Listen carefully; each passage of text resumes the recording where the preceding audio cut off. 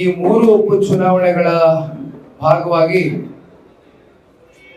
ಚನ್ನಪಟ್ಟಣ ತಾಲೂಕು ಅತ್ಯಂತ ಮಹತ್ವವನ್ನ ಗಂಭೀರತೆಯನ್ನ ಪಡ್ಕೊಂಡಿರ್ತಕ್ಕಂಥದ್ದು ಕೇವಲ ಚರ್ಚೆ ತಾಲೂಕಿಗೆ ಸೀಮಿತ ಆದ್ರೆ ನಮ್ಮ ಇಡೀ ರಾಜ್ಯದಲ್ಲಿ ಮತ್ತು ರಾಷ್ಟ್ರ ಮಟ್ಟದಲ್ಲೂ ಕೂಡ ಚನ್ನಪಟ್ಟಣ ತಾಲೂಕಿನ ಫಲಿತಾಂಶ ಏನಾಗಬಹುದು ಅಂತಕ್ಕಂಥದ್ದು ಕಳೆದ 18 ದಿನಗಳ ಕಾಲ ಚುನಾವಣಾ ಆಯೋಗ ನಮಗೇನೋ ಒಂದು ಸಮಯವನ್ನ ನಿಗದಿ ಮಾಡಿದ್ರು. ಆ 18 ದಿನಗಳ ಕಾಲ ನಡೆದಂತ ಈ ಒಂದು ಚುನಾವಣೆ ಬಹುಶಃ ರಾಜ್ಯ ರಾಜಕಾರಣದಲ್ಲಿ ರಾಜ್ಯದ ಇತಿಹಾಸದಲ್ಲಿ ಇನ್ನೂ ಹಲವಾರು ದಶಕಗಳ ಕಾಲ ಈ ಒಂದು ಉಪಚುನಾವಣೆ ಇತಿಹಾಸದ ಪುಟಗಳಲ್ಲಿ ಉಳ್ಕೊಳ್ತಕ್ಕಂಥದ್ದು ಬಹಳ ಸ್ಪಷ್ಟ.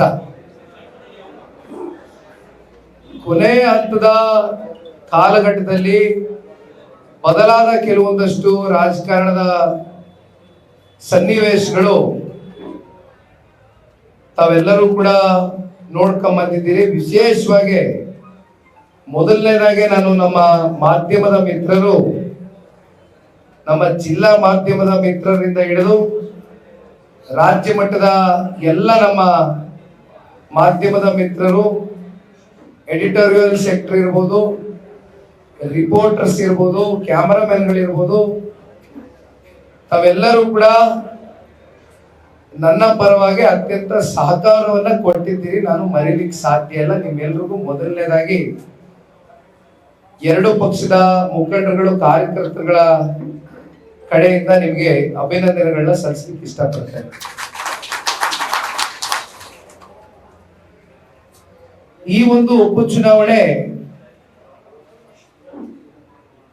ನಿಖಿಲ್ ಕುಮಾರಸ್ವಾಮಿಯ ಉಪಚುನಾವಣೆ ಆಗಿರಲಿಲ್ಲ. ಇದು 2 ಪಕ್ಷದ ಕಾರ್ಯಕರ್ತಗಳ ಚುನಾವಣೆ ಆಗಿತ್ತು. ನಾನು ರಾಷ್ಟ್ರ ಮಟ್ಟದಿಂದ ಹೇಳಬೇಕು ಅಂತಕ್ಕಂಥದ್ದಾದ್ರೆ, ಮೊನ್ನೆ ದಿನ ಭಾರತೀಯ ಜನತಾ ಪಾರ್ಟಿಯ ರಾಷ್ಟ್ರೀಯ ಅಧ್ಯಕ್ಷರಾಗಿರ್ತಕ್ಕಂಥ ಸನ್ಮಾನ್ಯ ನಡ್ಡಾಜಿ ಅವರು 1 ನಿಮಿಷಗಳ ಕಾಲ NDA ಅಭ್ಯರ್ಥಿಯಾಗಿರ್ತಕ್ಕಂಥ ನನ್ನ ಪರವಾಗಿ ಬಹಳ ಸ್ಪಷ್ಟವಾದಂತ ಒಂದು ಸಂದೇಶವನ್ನ ಕೊಟ್ಟರು. ಒಬ್ಬ ಯುವಕನ ಪರವಾಗಿ ನಡ್ಡಾಜಿ ಅವರು ಮಾತನಾಡಿರ್ತಕ್ಕಂಥ ಕೆಲವೊಂದಷ್ಟು ಮಾತುಗಳು ಜೊತೆಯಲ್ಲಿ ಭಾರತೀಯ ಜನತಾ ಪಾರ್ಟಿ ಮತ್ತೆ ಜನತಾದಳ ಪಕ್ಷದ ಕಾರ್ಯಕರ್ತರಿಗೂ ಕೂಡ ಅಭಿನಂದನೆಯನ್ನು ಸಲ್ಲಿಸ್ತೇನೆ. ಜೊತೆಯಲ್ಲಿ ಬಿಜೆಪಿಯ ಪ್ರತಿಯೊಬ್ಬ ಕಾರ್ಯಕರ್ತರಿಗೂ ಕೂಡ ನಾನು ಸಂದೇಶವನ್ನ ಕೊಟ್ಟಿದ್ದೇನೆ. ಸ್ಪಷ್ಟವಾಗಿ ಈ ಒಂದು ಚುನಾವಣೆ ನಾವು ಪ್ರತಿಷ್ಠೆಯಾಗಿ ತಗೊಳ್ಬೇಕಾಗ್ತದೆ.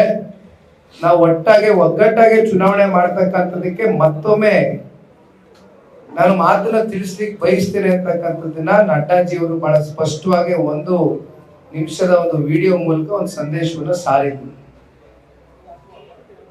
ತಾವೆಲ್ಲ ನೋಡಿರ್ಬೋದು, ಕಳೆದ 18 ದಿನದಿಂದ ಈ ಒಂದು ಉಪಚುನಾವಣೆಗೆ ಅಭ್ಯರ್ಥಿ ಯಾರಾಗಬೇಕು, ಯಾರು ಇಡೀ ರಾಜ್ಯ ಸರ್ಕಾರವನ್ನ ಎದುರಿಸ್ತಕ್ಕಂಥ ಸಾಮರ್ಥ್ಯವನ್ನ ಹೊಂದಿದ್ದಾರೆ ಅಂತಕ್ಕಂಥ ಒಂದು ಪ್ರಶ್ನೆ ಉದ್ಭವವಾದಾಗ ರೈತ ನಾಯಕರು, ಮಾಜಿ ಮುಖ್ಯಮಂತ್ರಿಗಳು, ನಮ್ಮೆಲ್ಲರ ಮಾರ್ಗದರ್ಶಕರು ಸನ್ಮಾನ್ಯ BS ಯಡಿಯೂರಪ್ಪ ಸಾಹೇಬರು ಅವರ ನಿವಾಸಕ್ಕೆ ಕರೆದು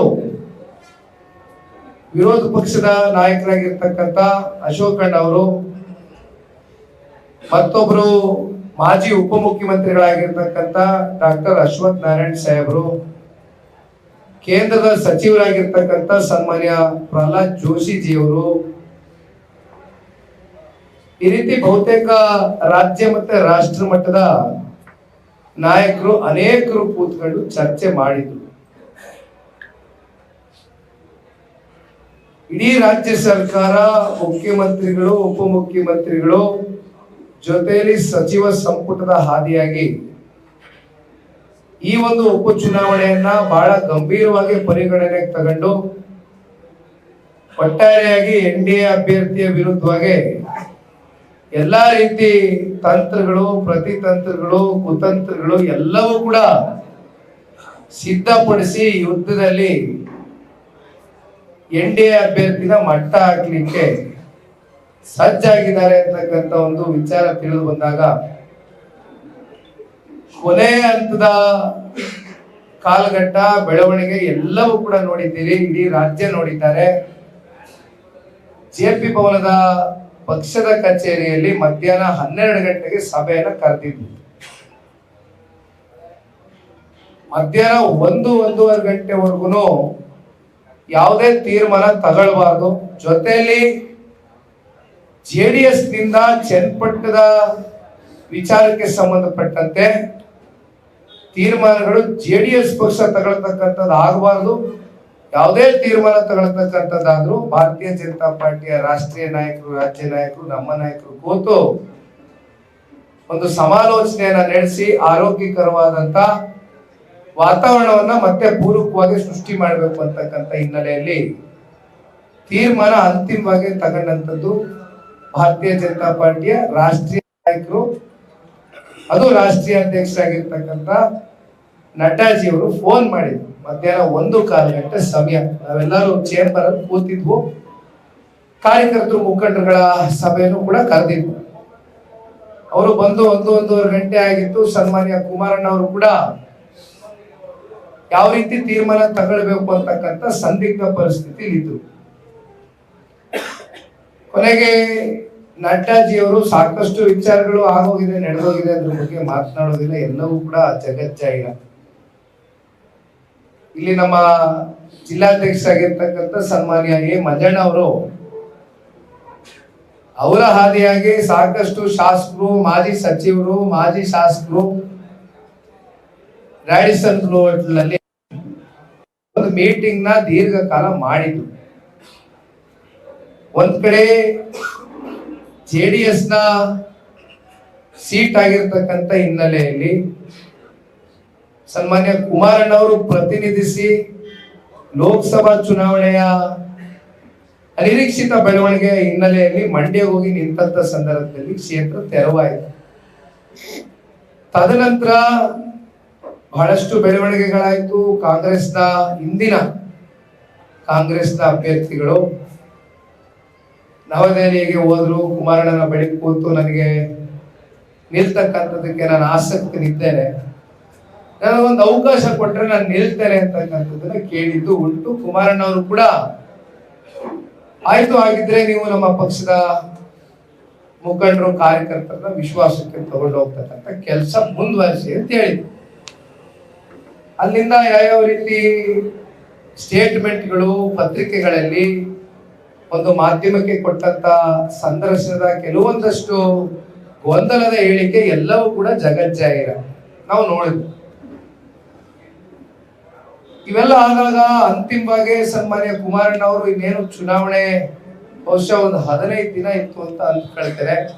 ನಮ್ಮ ಪಕ್ಷದ ಕಾರ್ಯಕರ್ತರುಗಳಲ್ಲಿ ಒಂದ್ ರೀತಿ ಮನಸ್ಸಿನ ಮೇಲೆ ದೊಡ್ಡ ಮಟ್ಟದ ಆಘಾತ ಆದಾಗ ಸನ್ಮಾನ್ಯ ಕುಮಾರಣ್ಣ ಅವರು ಬಂದು ಜಿಲ್ಲಾ ಪಂಚಾಯತಿ ವಾರು ಒಂದು ಟೂರ್ ಮಾಡಬೇಕು, ಟೌನ್ ಬರಬೇಕು, ಒಂದು ಕಾರ್ಯಕರ್ತರು ಮುಖಂಡರಿಗೆ ನಿಮ್ ಜೊತೆಲಿ ಇದ್ದೇವೆ, ಒಳ್ಳೆ ತೀರ್ಮಾನ ತಗೋಣ ಅಂತಕ್ಕಂಥ ಸಂದೇಶ ಕೊಟ್ಟು ಹೋಗ್ಬೇಕು ಅಂತಕ್ಕಂಥದ್ದು ತಿಳಿಸಿದಾಗ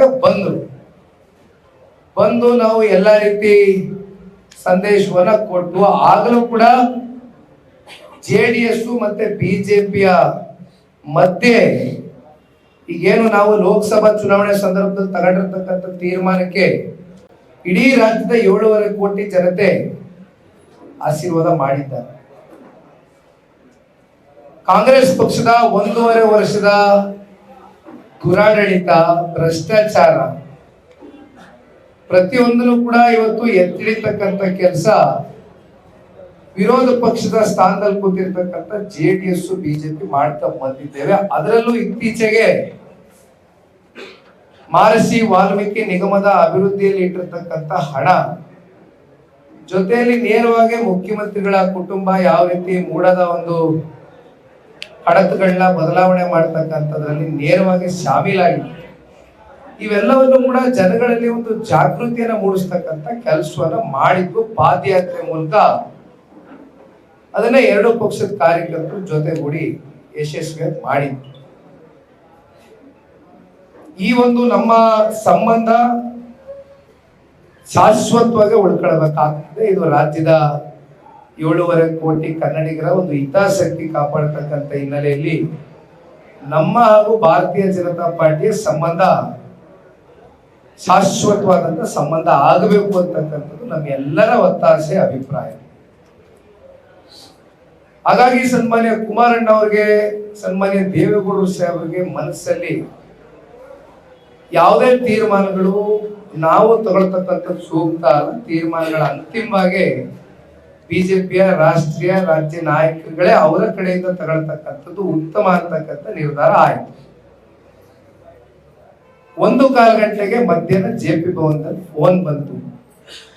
ಅಷ್ಟರಲ್ಲಿ ಸಾಕಷ್ಟು ಬೆಳವಣಿಗೆಗಳಾಗಿತ್ತು. ವಾಟ್ಸ್ಆಪ್ ಗ್ರೂಪ್ಗಳಲ್ಲಿ ನಾವು ನೋಡಿದ್ದೇವೆ. SP, BSP ಬಿ ಫಾರ್ಮ್ಗಳು, ಅನೇಕ ಬಿ ಫಾರ್ಮ್ಗಳು ಕೂಡ ಪಡೆದುಕೊಂಡಿದ್ವು. ಬಹುಶಃ ಒಂದಷ್ಟು ಒಳ ಚರ್ಚೆಗಳು ಏನಾಯ್ತು, ಇಲ್ಲ ಅವರು ಕಾಂಗ್ರೆಸ್ಗೆ ಹೋಗ್ಬೋದು ಅಂತಕ್ಕಂಥದ್ದು ಕೂಡ ಬಲವಾದಂತ ಒಂದಷ್ಟು ಸೋರ್ಸ್ಗಳ ಮೂಲಕ ನಮಗೆ ಮಾಹಿತಿ ಬರ್ತಾ ಇತ್ತು. ಗೊತ್ತಿಲ್ಲ ಯಾವ ರೀತಿ ತೀರ್ಮಾನ ತಗೋಬಹುದು ಅಂತಕ್ಕಂಥದ್ದು ಯಾರಿಗೂ, ತಾಲೂಕಿನ ಜನತೆಗೂ ಐಡಿಯಾ ಇರಲಿಲ್ಲ. ಅಂತಿಮವಾಗಿ ಅವರು ಕಾಂಗ್ರೆಸ್ ಅಭ್ಯರ್ಥಿ ಅಂತ ಘೋಷಣೆ ಆದ ನಂತರ ಈಗ ಈ ಚುನಾವಣೆಯಲ್ಲಿ ಗೆಲ್ತಕ್ಕಂಥದ್ದು ಅಂತಿಮ ಮಾನದಂಡ. ಹಾಗಿದ್ದಾಗ ನಿಖಿಲ್ ಕುಮಾರಸ್ವಾಮಿ ಒಬ್ಬ ಸಮರ್ಥವಾದಂತ ಅಭ್ಯರ್ಥಿ ಅಂತಕ್ಕಂಥ ತೀರ್ಮಾನ ಮಾಡಿ ಘೋಷಣೆ ಮಾಡಿ ನನ್ನನ್ನ ಕಣಕ್ಕಿಳಿಸಿದ್ರು. ನನ್ನ ಕಳೆದ 2 ಚುನಾವಣೆಗಳ ಸೋಲು, ಜನಾಭಿಪ್ರಾಯ, ಜನಗಳ ಪ್ರೀತಿ ನಿಖಿಲ್ ಕುಮಾರಸ್ವಾಮಿ ಮೇಲೆ ಇದ್ರೂ ಕೂಡ ರಾಜಕೀಯದ ಕೆಲವೊಂದಷ್ಟು ಕುತಂತ್ರಗಳಿಗೆ ನಾನು ಬಲಿಯಾದೆ. ಅನೇಕ ಸಂದರ್ಭದಲ್ಲಿ ಹೇಳಿದ್ದೀನಿ. 2 ಚುನಾವಣೆಗಳ ಹಿನ್ನಡೆಯ ಬಳಿಕ ಈ ಕೂಡಲೇ ನಾನು ಚುನಾವಣೆಗೆ ಸ್ಪರ್ಧೆ ಮಾಡಬೇಕು ಅಂತಕ್ಕಂಥದ್ದು ಕಿಂಚಿತ್ತು ನನ್ನ ಮನಸ್ಸಲ್ಲಿ ಭಾವನೆ ಇರಲಿಲ್ಲ. ಅದು ಬಹಳ ಸ್ಪಷ್ಟವಾಗಿ ಮಾಧ್ಯಮದ ಸ್ನೇಹಿತರ ಮುಂದೆ ಹಂಚ್ಕೊಂಡಿದ್ದೆ. ನಮ್ಮ ಕಾರ್ಯಕರ್ತರು ಮುಖಂಡರು ಬಹಳ ಜನ ಇವತ್ತಿಲ್ಲಿ ಕೂತಿದ್ದಾರೆ. ನಾನು ತಾಲೂಕಿಗೆ ಯಾವಾಗ ಈ ಗೊಂದಲ ಸೃಷ್ಟಿಯಾಯಿತು, ನಮ್ಮ ಕಾರ್ಯಕರ್ತರಿಗೆ ಇವತ್ತು ನಾನು ಒಬ್ಬ ಪಕ್ಷದ ಕಾರ್ಯಕರ್ತನಾಗಿ ನಿಮ್ ಜೊತೆಯಲ್ಲಿ ಇರ್ತೇನೆ, ಯಾರು ಕೂಡ ನೀವು ಗೊಂದಲಕ್ಕೆ ನಿಮ್ಮ ಮನಸ್ಸುಗಳು ಎಡೆ ಮಾಡ್ತಕ್ಕಂಥದಕ್ಕೆ ನಾವು ಬಿಡೋ ಪ್ರಶ್ನೆ ಇಲ್ಲ. ನಿಮ್ ಜೊತೆ ನಾವು ಇರ್ತೇವೆ. ಸನ್ಮಾನ್ಯ ದೇವೇಗೌಡರು, ಕುಮಾರಣ್ಣ ನಮ್ಗೆ ಆದೇಶ ಕೊಟ್ಟಿದ್ದಾರೆ. ದಯಮಾಡಿ ಪ್ರತಿ ಗ್ರಾಮಕ್ಕೂ ಭೇಟಿ ಮಾಡಿ ಪಂಚಾಯತಿ ಹೆಡ್ ಕ್ವಾರ್ಟರ್ಸ್ ಗಳಲ್ಲಿ ಕೂತು ನಮ್ಮ ಲೀಡರ್ಗಳ ಜೊತೆ ಒಂದು ಬೆನ್ ತಟ್ಟತಕ್ಕಂಥ ಕೆಲಸ ಮಾಡಬೇಕು ಕಣಪ್ಪ ಅಂತ ನನಗೆ ಆದೇಶ ಹೊರಡಿಸಿದ್ರೆ ನಾ ಬಂದ ಕ್ಷೇತ್ರಕ್ಕೆ. ಅಷ್ಟು ಬಿಟ್ರೆ ನಾನು ನಮ್ಮ ಮುಖಂಡರುಗಳು, ನಮ್ಮ ಹಿರಿಯರು ದೇವರಾಜ್ ಅಣ್ಣ ಅವರಿದ್ದಾರೆ, ನಾಗರಾಜ್ ಅಣ್ಣ ಅವರು, ಜಯರಾಮಣ್ಣ ಅವರು ಬಂದಿಲ್ಲ, ಭಾನುಪ್ರಕಾಶ್ ಅಣ್ಣ ಅವರಿದ್ದಾರೆ, ರಂಗಸ್ವಾಮಿ ಅಣ್ಣ ಅವರಿದ್ದಾರೆ, ಅಜಯ್ ಅವರಿದ್ದಾರೆ, ಬಹಳ ಜನ ಹಿರಿಯರು. ಎಲ್ರಿಗೂ ಗೊತ್ತಿದೆ ನಾನೇನು ಈ ಚುನಾವಣೆಯಲ್ಲಿ ಸ್ಪರ್ಧೆ ಮಾಡಬೇಕು ಅಂತಕ್ಕಂಥದ್ದು ಕಿಂಚಿತ್ತು ಭಾವನೆ ಇರಲಿಲ್ಲ. ಅದಕ್ಕೆ ಬೇರೆ ಇನ್ನೇನಿಲ್ಲ. ನಾನು ಪಕ್ಷದ ಕಾರ್ಯಕರ್ತನಾಗಿ ಈ ಪಕ್ಷದ ಸಂಘಟನೆಯ ಒಂದು ಹಿತದೃಷ್ಟಿಯಿಂದ ನಾನು ರಾಜ್ಯಾದ್ಯಂತ 7 ಜಿಲ್ಲೆಗೆ ಈಗಾಗಲೇ ಪ್ರವಾಸವನ್ನ ಮಾಡಿ ಮೆಂಬರ್ಶಿಪ್ ಡ್ರೈವ್, ಬೂತ್ ಕಮಿಟಿಯನ್ನು ಯಶಸ್ವಿಯಾಗಿ ಒಂದು ಚಾಲನೆ ಕೊಟ್ಟಿದ್ದೇವೆ. ಅದಷ್ಟು ಬಿಟ್ರೆ ಬೇರೆ ಏನಿರಲಿಲ್ಲ. ಜೊತೆಯಲ್ಲಿ ಇವೆಲ್ಲ ನೋಡ್ಕ ಬಂದಿದ್ದೀರಿ ಅಣ್ಣ, ಏನು ಮುಚ್ಚು ಮರೆ ಇಲ್ಲ, ಎಲ್ಲವೂ ಇವಾಗ ಸ್ಪಷ್ಟವಾಗಿ ಮಾತನಾಡಬೇಕಾಗ್ತದೆ. ತೆಗೆದುಕೊಳ್ತಾ ಇದ್ದಾರೆ. ನನಗೆ ಚುನಾವಣೆಗೆ ಯಾವಾಗ ಅವಕಾಶ ಸಿಕ್ತು, ಸ್ಪರ್ಧೆ ಮಾಡ್ತಕ್ಕಂಥದಕ್ಕೆ ಅಧಿಕೃತ ಘೋಷಣೆ ಆಯಿತು,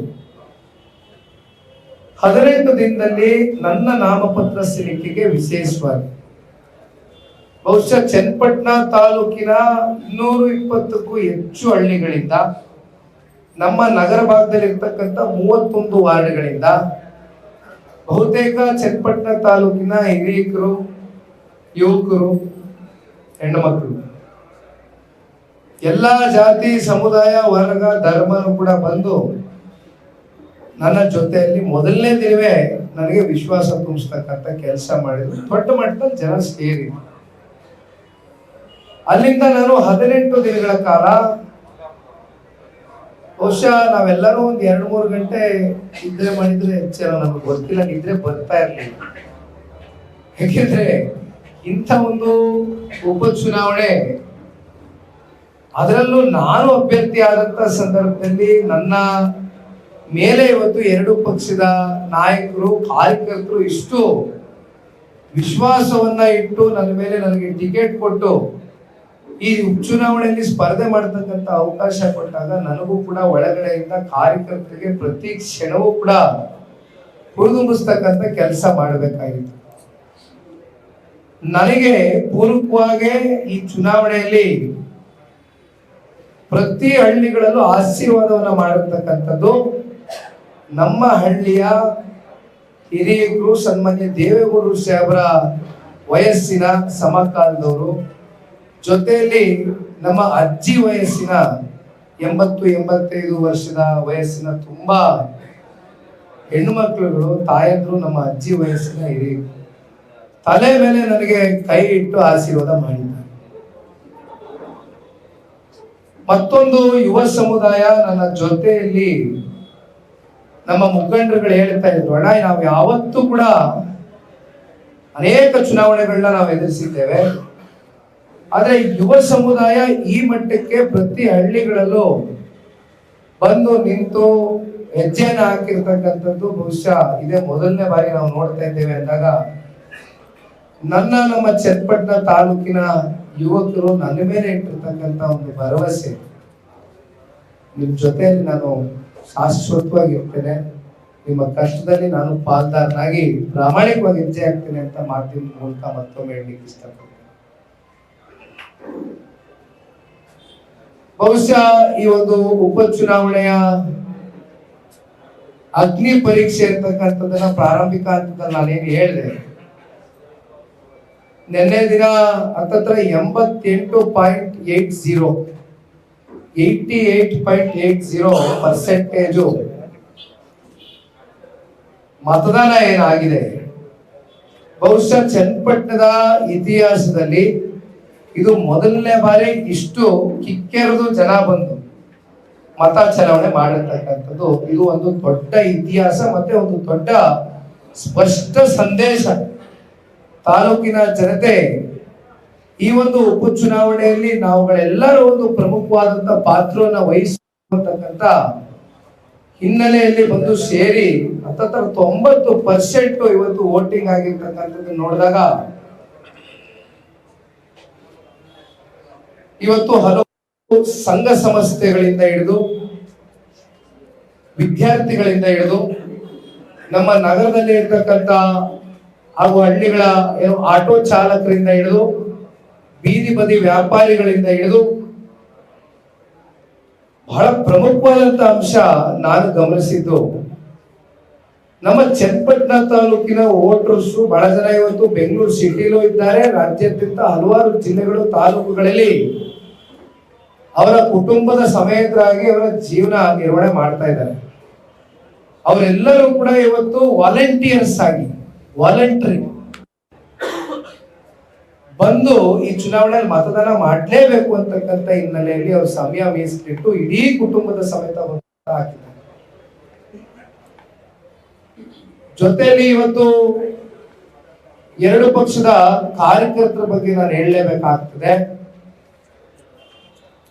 ಇವತ್ತು JDS ಬಿಜೆಪಿ ಅಂತಕ್ಕಂಥ ತಾರತಮ್ಯವನ್ನ ಬಿಟ್ಟು ಈ ಒಂದು ಉಪಚುನಾವಣೆಯಲ್ಲಿ ಅತ್ಯಂತ ಪ್ರಾಮಾಣಿಕವಾಗಿ ಕಾಳಜಿ ವಹಿಸಿ ಒಬ್ಬ ಯುವಕನ ಪರವಾಗಿ ಹಿಂದಿನ 2 ಸೋಲುಗಳನ್ನ ಮನಗೊಂಡು ಇವತ್ತು ಇಂಥ ಒಬ್ಬ ಯುವಕನಿಗೊಂದು ಅವಕಾಶ ಮಾಡಿಕೊಳ್ಬೇಕು ಅಂತಕ್ಕಂಥ ಹಿನ್ನೆಲೆಯಲ್ಲಿ ಜಿಲ್ಲಾಧ್ಯಕ್ಷರು ಆದಿಯಾಗಿ, ತಾಲೂಕು ಅಧ್ಯಕ್ಷರು ಆದಿಯಾಗಿ, ನಗರ ಅಧ್ಯಕ್ಷರು ಆದಿಯಾಗಿ ಎಲ್ಲರೂ ಕೂಡ ತಾವೆಲ್ಲರೂ ಬಹಳ ಪ್ರೀತಿಯಿಂದ ನಮ್ಮ ಕಾರ್ಯಕರ್ತರ ಜೊತೆ ಬೆರೆತು ಸ್ಪಂದನೆ ಕೊಟ್ಟಿದ್ದೀರಣ್ಣ.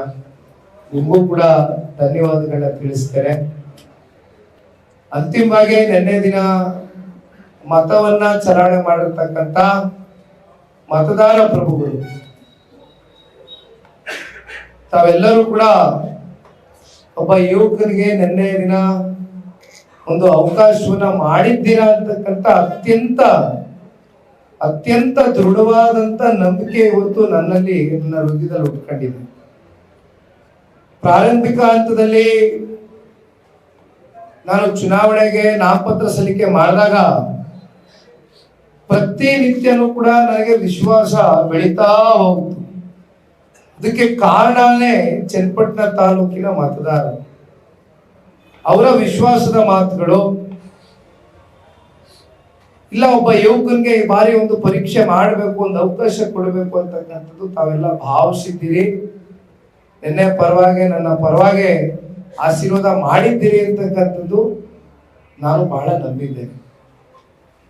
ಹಾಗಾಗಿ ಮತ್ತೊಮ್ಮೆ ನಮ್ಮ ಮಾಧ್ಯಮದ ಸ್ನೇಹಿತರಿಗೆ, ತಮ್ಮೆಲ್ಲರ ಮಾಧ್ಯಮದ ಮೂಲಕ ಇಡೀ ರಾಜ್ಯಾದ್ಯಂತ, ಕೊನೆಯದಾಗಿ ನಮ್ಮ ಪಕ್ಷದ ಕಾರ್ಯಕರ್ತ ಬಂಧುಗಳು, ಹಲವಾರು ಜಿಲ್ಲೆಗಳಿಂದ, ತಾಲೂಕುಗಳಿಂದ ತಾವೆಲ್ಲರೂ ಬಂದು ನಿಖಿಲ್ ಕುಮಾರಸ್ವಾಮಿಯ ಗೆಲುವಿಗೆ, ಅದರಲ್ಲೂ ಮಂಡ್ಯ ಜಿಲ್ಲೆಯಿಂದ, ಮಂಡ್ಯ, ಮದ್ದೂರು, ಮಳವಳ್ಳಿ, KR ಪೇಟೆ ಅನೇಕ ಭಾಗಗಳಿಂದ, ಪಾಂಡವಪುರ ಇರ್ಬೋದು, ನಾಗಮಂಗಲ ಇರ್ಬೋದು, ಬಹುಶಃ ನೀವುಗಳೇ ವಾಲಂಟಿಯರ್ ಆಗಿ ಯಾಗಾದ್ರೂ ಮಾಡಿ ಈ ಬಾರಿ ನಿಖಿಲ್ ಕುಮಾರಸ್ವಾಮಿ ಗೆಲ್ಬೇಕು ಅಂತಕ್ಕಂಥದ್ದು ತಮ್ಮ ಏನು ಸಂಬಂಧಿಕರು, ಕುಟುಂಬಸ್ಥರು ಬಹಳ ಜನ ಇವತ್ತು ನಾವೆಲ್ಲ ಬಾರ್ಡರ್ಲೇ, ಇವತ್ತು ಮಳವಳ್ಳಿ ಇರ್ಬೋದು, ಮಂಡ್ಯ ಇರ್ಬೋದು, ಎಲ್ಲ ಬಾರ್ಡರ್ ಇರ್ತಕ್ಕಂಥ ಚನ್ನಪಟ್ಟಣಕ್ಕೆ ಒಂದು ರೀತಿ ಕನೆಕ್ಟಿವಿಟಿ ಇದೆ, ಒಂದು ಬಾಂಧವ್ಯ ಇದೆ. ತಾವುಗಳು ಎಲ್ಲ ಶ್ರಮ ಪಟ್ಟಿದ್ದೀರಿ. ಆದ್ರೆ ಅತ್ಯಂತ ವಿಶೇಷತೆ ಚನ್ನಪಟ್ಟಣ ತಾಲೂಕಿಗೂ ಸನ್ಮಾನ್ಯ ದೇವೇಗೌಡರಿಗೂ ಒಂದು ಅವಿನಾಭಾವ ಬಂದ. 83 ಇಸ್ವಿಯಿಂದನೂ ಇಂದಿನವರೆಗೂ ಹತ್ತತ್ರ ಈಗ 40 ವರ್ಷ ಆಯ್ತು ಅಂದ್ಕೊಳ್ತೀನಿ. ಈ ಸಂಬಂಧ ಎಂದು ಕೂಡ ಕಳಚಿ ಹೋಗ್ತಕ್ಕಂಥ ಸಂಬಂಧ ಅಲ್ಲ, ಇದು ಚುನಾವಣೆಗೆ ಸೀಮಿತವಾಗಿರ್ತಕ್ಕಂಥ ಸಂಬಂಧ ಅಲ್ಲ. ದೇವೇಗೌಡರು ಸಾಹೇಬರು ಆರೋಗ್ಯದಲ್ಲಿ ಪ್ರಾರಂಭಿಕ ಹಂತದಲ್ಲಿ ಅವ್ರು ಸ್ವಲ್ಪ ಕೆಮ್ಮು, ಜ್ವರ, ನೆಗಡಿ ಇತ್ತು. ಒಂದ್ 2-3 ದಿನ ತಡಾನು ಆಯ್ತು ಅವ್ರು ಬರ್ಲಿಕ್ಕೆ. ಆದ್ರೆ ಅವ್ರ ಮನಸ್ಸು ತಡೀತಾ ಇರಲಿಲ್ಲ. ಬಂದು ನಾನು ಉಪಚುನಾವಣೆಯಲ್ಲಿ ನಾನು ಕೂಡ ಬಂದು ಗುರುತಿಸ್ಕೊಳ್ಬೇಕು, ನನ್ನ ಶಕ್ತಿ ಬೇರೆ ಕೆಲಸ ಮಾಡಬೇಕು ಅಂತಕ್ಕಂಥದ್ದು ಅವರ ಇಚ್ಛಾಶಕ್ತಿ ಏನಿದೆ.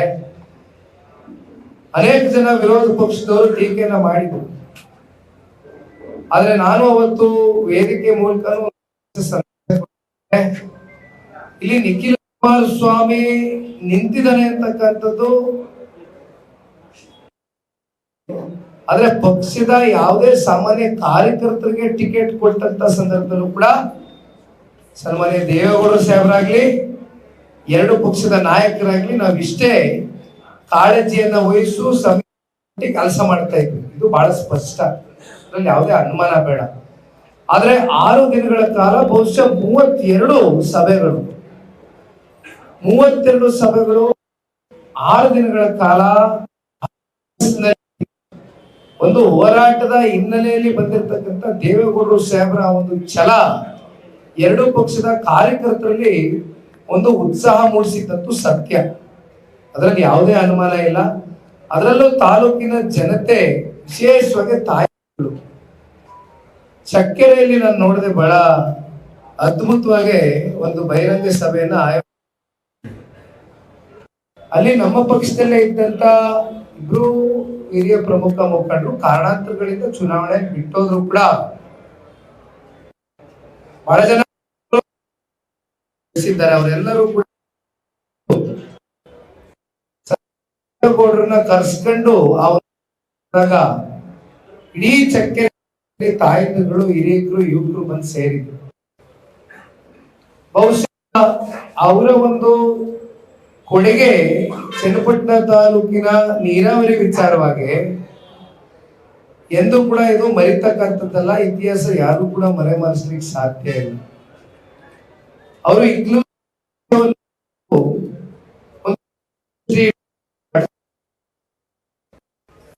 ನಾವು ತುಂಬಿಸ್ತಕ್ಕಂಥ ಕೆಲಸ ಮಾಡ್ತಾ ಇದ್ದೇವೆ.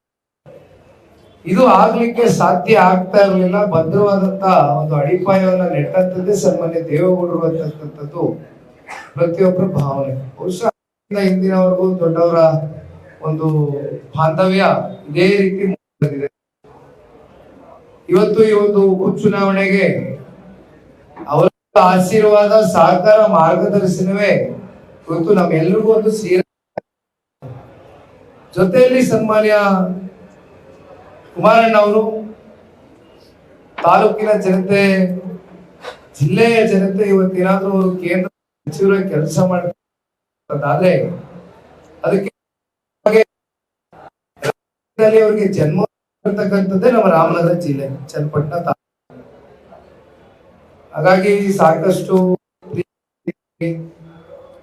ಅಭಿಮಾನ ತೋರಿಸಿ ನನ್ನ ಜವಾಬ್ದಾರಿಯನ್ನ ಅರ್ಥಕೊಳ್ತಕ್ಕಂಥದ್ದಕ್ಕೆ ಅವಕಾಶ ಸಿಕ್ಕಿದೆ 18 ದಿನಗಳಲ್ಲಿ. ಹಾಗಾಗಿ ಕೂಡಲೇ ನಾನು ನಿನ್ನೆ 10 ದಿನಗಳ ಒಂದ್ 2 ದಿನ ಕೊನೆಗೆ ನಿದ್ದೆನೆ ಮಾಡಿಲ್ಲ. ತಾವುಗಳು ತಮ್ಮ ಕಣ್ಣುಗಳು ನೋಡಿದ್ರೆ ಗೊತ್ತಾಗ್ತದೆ ಎಷ್ಟು ಬಿದ್ದಿದ್ದೀರಿ ಅನ್ನೋದು ತಮ್ಮ ಮುಖದಲ್ಲಿ.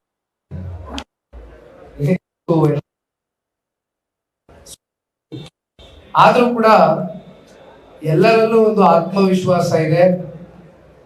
100ಕ್ಕೆ 100 ಕ್ಷೇತ್ರದ ಜನತೆ ಬಾರಿ NDA ಪಕ್ಷಕ್ಕೆ ಒಂದು ಗೌರವವನ್ನು ಕೊಟ್ಟು ಒಂದು ಅವಕಾಶ ಮಾಡಿಕೊಟ್ಟಿದ್ದಾರೆ ಅಂತಕ್ಕಂಥ ದೃಢವಾದಂತ ನಂಬಿಕೆಯನ್ನು ಇಟ್ಕೊಂಡಿದ್ದೇವೆ. ಹಾಗಾಗಿ ಮತ್ತೊಮ್ಮೆ ನಮ್ಮ ಪಕ್ಷದ ನಿಷ್ಠಾವಂತ ಕಾರ್ಯಕರ್ತರಿಗೆ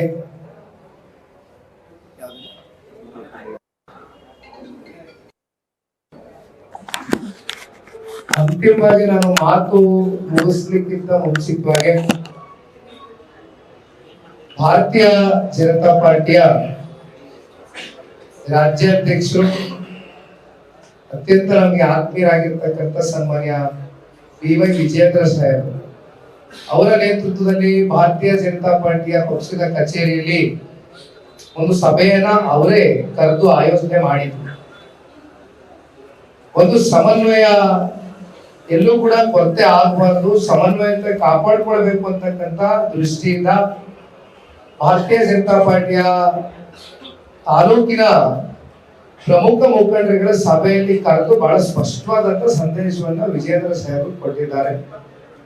ನಾನು ಅಶೋಕಣ್ಣ ಅವರ ಹೆಸರು ಹೇಳಿದ್ದೇನೆ, ನಮ್ಮ ಡಾಕ್ಟರ್ ಅಶ್ವಥ್ ನಾರಾಯಣ್ ಸಾಹೇಬ್ರ ಹೆಸರು ಹೇಳಿದ್ದೇವೆ. ಬಹಳ ಮುಖ್ಯವಾಗಿ ಮೈಸೂರಿನ ಮಹಾರಾಜರು, ಮೈಸೂರಿನ ನೂತನ ಸಂಸದರಾಗಿರ್ತಕ್ಕಂಥ ಯದುವೀರ್ ಸಾಹೇಬ್ ಬಹುಶಃ 4-5 ದಿನಗಳ ಕಾಲ ಬೆಳಗಿನಿಂದ ಸಂಜೆವರೆಗೂ ಪ್ರತಿ ಹಳ್ಳಿಗೂ ಬಂದ್ರು, ನಮ್ಮ ಜೊತೆಯಲ್ಲಿ ನಿಂತು ಅತ್ಯಂತ ಸಹಕಾರವನ್ನು ಕೊಟ್ಟಿದ್ದಾರೆ. ಅವ್ರನ್ನ ಕಾಣ್ಲಿಕ್ಕೆ ಅಂತಕ್ಕಂಥದಕ್ಕೇನೆ ಕ್ಷೇತ್ರದ ಜನತೆ ಅವ್ರನ್ನ ಬಹಳ ಅತ್ಯಂತ ವಿಶೇಷವಾಗಿ ಸ್ವಾಗತವನ್ನ ಕೋರಿದ್ದಾರೆ. ಶೋಭಾ ಕರಂದ್ಲಾಜೆ ಮೇಡಮ್ ಅವರು ಇರ್ಬೋದು, ಪ್ರತಾಪ್ ಸಿಂಹ ಅವರು ಇರ್ಬೋದು, ಬೆಂಗಳೂರು ದಕ್ಷಿಣ ಸಂಸದರಾಗಿರ್ತಕ್ಕಂಥ ನನ್ನ ಯುವಕ ಮಿತ್ರ ತೇಜಸ್ವಿ ಸೂರ್ಯ ಅವರಾಗಿರ್ಬೋದು, ಮತ್ತೊಬ್ರು ವಿಧಾನ ಪರಿಷತ್ನ ಸದಸ್ಯರು MLC ರವಿಕುಮಾರ್ ಅವರಾಗಿರ್ಬೋದು, ಬಹಳ ಮುಖ್ಯವಾಗಿ ಕೇಂದ್ರದ ಸಚಿವರು ಸನ್ಮಾನ್ಯ V ಸೋಮಣ್ಣ ಅವರು ಇಲ್ಲಿಯವರು ಭಾರತೀಯ ಜನತಾ ಪಾರ್ಟಿ ಕಡೆಯಿಂದ ಬರೋದಕ್ಕಿಂತ ಹೆಚ್ಚಾಗಿ ಒಂದ್ ರೀತಿ ನನ್ನ ಮೇಲೆ ವಿಶೇಷವಾಗಿ ಒಂದು ಕಾಳಜಿ ಹೊತ್ತು ಈಗಲೂ ಕೂಡ ನಮ್ಮ ತಾಲೂಕು ಅಧ್ಯಕ್ಷರ ಗಾಡಿ ಬರ್ಬೇಕಾದ್ರೆ ಹೇಳಿದ್ರು. 7-8 ಬಾರಿ ಫೋನ್ ಮಾಡಿದ್ರು ನನಗೆ V ಸೋಮಣ್ಣ ಅವರು ನಿನ್ನೆಯಿಂದ. ಹೇಗಾಗಿದೆ ಚುನಾವಣೆ, ಖಂಡಿತ ಒಳ್ಳೇದಾಗುತ್ತಲ್ವಾ ಅಂತಕ್ಕಂಥದ್ದು V ಸೋಮಣ್ಣ ಅವರು ಕೂಡ ಅಷ್ಟು ಒಂದು ಕಾಳಜಿ ವಹಿಸಿ ಬಂದಿರ್ತಕ್ಕಂಥದ್ದು. ಅವರು 4 ದಿನಗಳ ಕಾಲ ನಿರಂತರ ಪ್ರವಾಸ ಮಾಡಿದ್ರು. ಜೊತೆಯಲ್ಲಿ ಮತ್ತೊಬ್ರು ಹಿರಿಯರು H ವಿಶ್ವನಾಥ್ ಅಣ್ಣ ಅವರು ಕೂಡ ನನ್ನ ನಾಮಪತ್ರ ಸಲ್ಲಿಕೆಗೆ ಬಂದಿದ್ರು. ಜೊತೆಯಲ್ಲಿ ಕುರುಬ ಸಮುದಾಯದ ಒಂದು ಸಭೆ ನಡೆದಾಗಲೂ ಕೂಡ ಉಪಸ್ಥಿತರಿದ್ದು ಕುರುಬ ಸಮುದಾಯಕ್ಕೆ ಬಹಳ ಸ್ಪಷ್ಟವಾದಂತಹ ಒಂದು ಸಂದೇಶವನ್ನು ಕೊಟ್ಟರು. ಅಂತಿಮವಾಗಿ ನಾನು ಮಾತು ಮುಗಿಸೋದಕ್ಕಿಂತ ಮುಂಚಿತವಾಗಿ ಒಂದು ಮಾತನ್ನ ತಿಳಿಸ್ಲಿಕ್ಕೆ ಬಯಸ್ತೇನೆ. ಚನ್ನಪಟ್ಟಣ ತಾಲೂಕಿನಲ್ಲಿ ಹಲವಾರು ಸಮುದಾಯಗಳು ಇವತ್ತು ವಾಸವಾಗಿರ್ತಕ್ಕಂಥ ತಾಲೂಕು. ಎಲ್ಲಾ ಜಾತಿ ಸಮುದಾಯ ವರ್ಗ ಧರ್ಮನೂ ಕೂಡ ಇವತ್ತು ನಮ್ಮ ಚನ್ನಪಟ್ಟಣ ತಾಲೂಕಿನಲ್ಲಿ ಇದೆ. ಪ್ರತಿ ಸಮುದಾಯದಿಂದನೂ ಮುಖಂಡರುಗಳು ಬಂದಿದ್ರು. ಈ ಒಂದು ಉಪಚುನಾವಣೆ ಸಂದರ್ಭದಲ್ಲಿ ಅವರು ಸಹಾಯ ಹಸ್ತವನ್ನ ಚಾಚ್ತೇವೆ, ನಿಮ್ಮ ಜೊತೆಲಿ ಇರ್ತೇವೆ ಅಂತಕ್ಕಂಥ ಆತ್ಮವಿಶ್ವಾಸವನ್ನು ತುಂಬಿಸಿದ್ದಾರೆ. ಮಾಧ್ಯಮದ ಮೂಲಕ ಚನ್ನಪಟ್ಟಣ ತಾಲೂಕಿನ ಎಲ್ಲ ಸಮುದಾಯ ವರ್ಗ ಧರ್ಮಕ್ಕೂ ಕೂಡ ಒಂದು ಸ್ಪಷ್ಟವಾದಂತಹ ಸಂದೇಶವನ್ನು ಸಾರಲಿಕ್ಕೆ ಇಷ್ಟಪಡ್ತೇನೆ.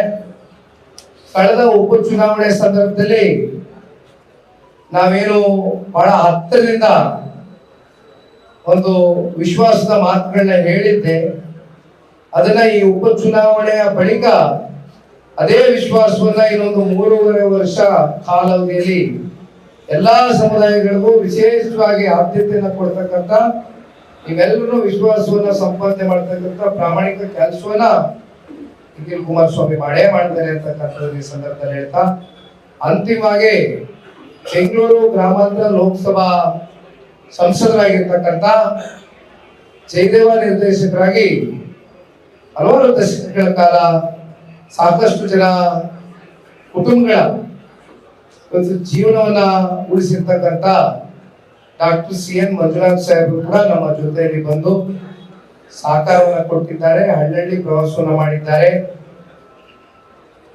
ಬೇರೆ ಯಾರಾದ್ರೂ ಯಲಹಂಕ ಶಾಸಕರಾಗಿರ್ತಕ್ಕಂಥ ವಿಶ್ವನಾಥ್ ಅಣ್ಣ ಅವ್ರ ಜೊತೆಯಲ್ಲಿ ರಾಜ್ಯ ಉಸ್ತುವಾರಿಯನ್ನ ವಹಿಸಿ, ಯಾಕೆಂದ್ರೆ ಅವ್ರಿಗಿನ್ನೂ ಬಹಳ ವೇದಿಕೆಯಲ್ಲೇ ಒಂದು ಗೌರವ ಕೊಡ್ತೇವೆ. ಮುಂದಿನ ದಿನಗಳಲ್ಲಿ ಎಲ್ರಿಗೂ ಗೌರವ ಕೊಡ್ತೇವೆ.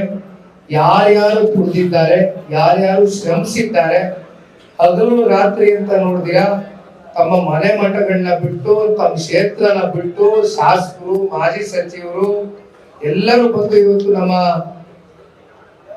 ಶಾಸಕಾಂಗ ಪಕ್ಷದ ನಾಯಕರಾಗಿರ್ತಕ್ಕಂಥ ಸನ್ಮಾನ್ಯ ಸುರೇಶ್ ಬಾಬಣ್ಣ ಅವ್ರು ಇರ್ಬೋದು, ಇಲ್ಲಿ ನಮ್ಮ ಮಂಜಣ್ಣ ಅವ್ರು ಇರ್ಬೋದು, ನನ್ನ ಅತ್ಯಂತ ಆತ್ಮೀಯ ಗೆಳೆಯ ಹುಣಸೂರಿನ ವಿಧಾನಸಭಾ ಕ್ಷೇತ್ರದ ಶಾಸಕ GD ಹರೀಶ್ ಗೌಡ್ರು ಇರ್ಬೋದು, ಜೊತೆಲಿ ಬಹಳ ಜನ ಯಾಕೆಂದ್ರೆ ಪುಟ್ಟರಾಜಣ್ಣ ಅವರು, ಸುರೇಶ್ ಗೌಡ್ರು, ಅಂದಾರಿ ಅವರು, ನಮ್ಮ ಬಾದಾಮಿಯ ಬಹಳ ಅತ್ಯಂತ ಕ್ರಿಯಾಶೀಲ ಸಂಘಟನೆಗಾರ, ಅನಿರೀಕ್ಷಿತವಾಗಿ ಒಂದ್ ರೀತಿ 2 ಚುನಾವಣೆಗಳನ್ನ ಅವ್ರು ಸೋಲೊಪ್ಪಿದ್ದಾರೆ. 43,000 ವೋಟ್ ಪಡ್ಕೊಂಡಿದ್ರು ಬಾದಾಮಿನಲ್ಲಿ. ಬಹುಶಃ ಅವ್ರಿಗೆ ಇರ್ತಕ್ಕಂಥ ಒಂದು ಸಂಘಟನೆಯ ಒಂದು ಚತುರತೆಯನ್ನ ನಮ್ಮ ಪಕ್ಷ ಮುಂದಿನ ದಿನಗಳಲ್ಲಿ ಬಳಸ್ಕೊಳ್ಬೇಕಾಗ್ತದೆ. ಹಮ್ಮತ್ತಪ್ಪ ಮಾವಿನ ಮರದ ಬಹಳ ಕಷ್ಟದಿದ್ದಾರೆ ನಮ್ಮ ಟೌನ್. ತುಂಬಾ ಜನ ಇದ್ದಾರೆ, ಯಾಕೆಂದ್ರೆ ಒಬ್ಬರ ಹೆಸರು ಹೇಳಿ ಒಬ್ಬರ ಹೆಸರು ಬಿಡ್ತಕ್ಕಂಥ ಪ್ರಶ್ನೆನೇ ಇಲ್ಲ ಈಗ. ಹಾಗಾಗಿ ಮುಂದಿನ ದಿನಗಳಲ್ಲಿ ಕ್ಷೇತ್ರದ ಜನತೆಯ ಒಂದು ಆಶೀರ್ವಾದದ ನಂತರ ಬಹುಶಃ ಒಂದು ಕೃತಜ್ಞತೆ ಸಮಾವೇಶದಲ್ಲಿ ಎಲ್ಲರಿಗೂ ಕೂಡ ಕೂರಿಸಿ ವಿಶೇಷವಾದಂತಹ ಆದ್ಯತೆ ಗೌರವವನ್ನು ಕೊಡ್ತಕ್ಕಂಥ ಕೆಲಸವನ್ನ ಮಾಡ್ತೇವೆ.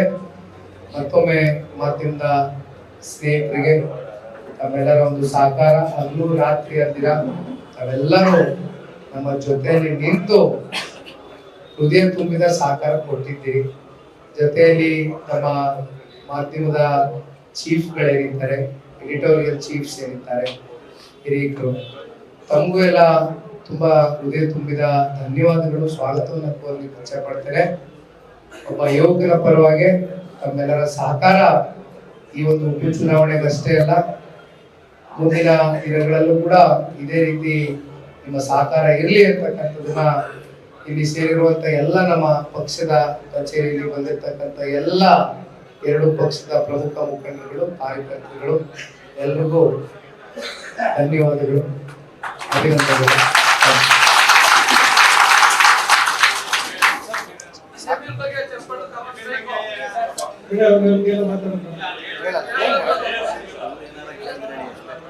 ಬೇರೆ ಏನಾದ್ರು 2 ಪ್ರಶ್ನೆ ಇದ್ರೆ ಕೇಳಿ, ಸಾಕು. ನಾನು ಸ್ವಲ್ಪ ಹುಡುಗಿರಿಗೆ ಹೋಗ್ಬರ್ತೀನಿ. ಎಲ್ಲ ಹೇಳಿದ್ದೀನಿ.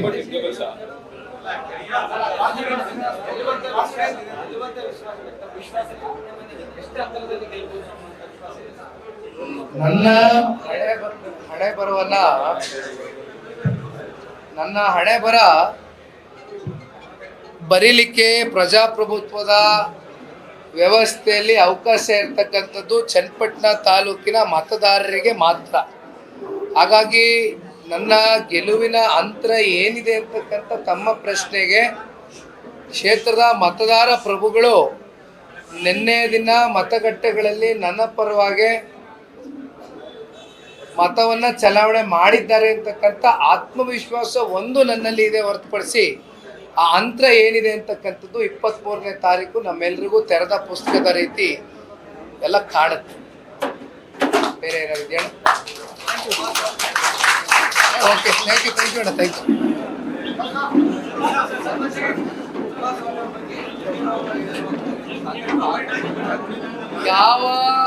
ಯಾವ ಹೇಳಿಕೆಗಳಿಗೂ ಕೂಡ ಈ ಉಪಚುನಾವಣೆಯಲ್ಲಿ ಪ್ರತಿ ಉತ್ತರ ಕೊಡ್ತಕ್ಕಂಥ ಕೆಲಸ ನಾವು ಯಾರೂ ಮಾಡಿಲ್ಲ, ನಾವು ಮಾಡೋದು ಇಲ್ಲ. ಅದಕ್ಕೆ ಪ್ರತಿ ಉತ್ತರ ಜನವೇ ಈಗಾಗಲೇ ನಿನ್ನೆ ದಿನ ಕೊಟ್ಟಿದ್ದಾರೆ. ಹಾಗಾಗಿ ಎಲ್ಲವೂ ಆರೋಗ್ಯಕರವಾದಂಥ, ಶಾಂತಿಯುತವಾದಂಥ, ಯಾವ ಅವಹೇಳನಕಾರವಾದಂಥ ಒಂದು ಘಟನೆಗೆ ಆಸ್ಪದವನ್ನು ಕೊಡ್ತಕ್ಕಂಥ ಪ್ರಶ್ನೆ ಇಲ್ಲ. Thank you.